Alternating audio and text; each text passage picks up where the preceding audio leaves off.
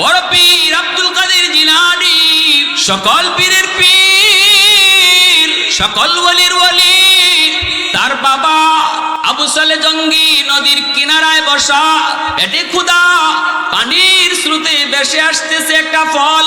এই ফলটা দেখি আব্দুল কাদের জিলানীর বাবা, এই ফলটা দেখি তিনি পেটের ক্ষুধার কারণে ফলটা তিনি হাতে নিয়ে খেয়ে ফেললেন। যেমনটা আমরা করি, আমরাও কিন্তু এমন করি। কারো গাছ থেকে আম পড়ছে, এই আমটা সাথে সাথে পায়ে খেয়ে ফেলি, অথচ এই আমটা কিন্তু মালিক আমি না, মালিক হলো গাছের মালিক, যে সেই আমের মালিক। এই আমটাও যদি আপনার নিতে হয়, খাইতে হয়, অবশ্যই গাছের মালিকের অনুমতি লাগবে। কিন্তু আমাদের সমাজে ফতোয়া ভিন্ন। আমরা মনে করি গাছ থেকে ফল ফললে পরে এই ফল যে পায় হে মালিক, ঠিক না?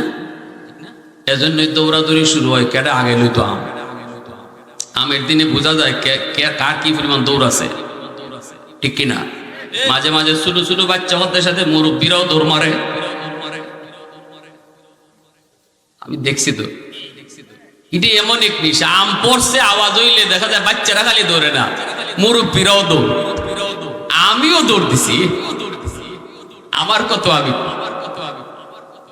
এই সময় দৌড় কইয়া দেওয়ার লাগে না, শরীরে এমনি দৌড় মারে, ঠিক কিনা? কিন্তু মাসালা হলো, যেই গাছ থেকে ফল পড়ছে, পড়ার পরে ওই গাছের মালিক, ফলের মালিক থাকে। আম পাইলেই মালিক হয় না। নিয়ম হলো আম পাওয়ার পরেও এই গাছের মালিকের কাছে আম নিয়ে যাও, যে বলবা ভাই তোমার গাছের একটা আম পাইছি, নেও, আমটা নেও। গাছের মালিক যদি মানুষের বাচ্চা হয় আম নিবনি,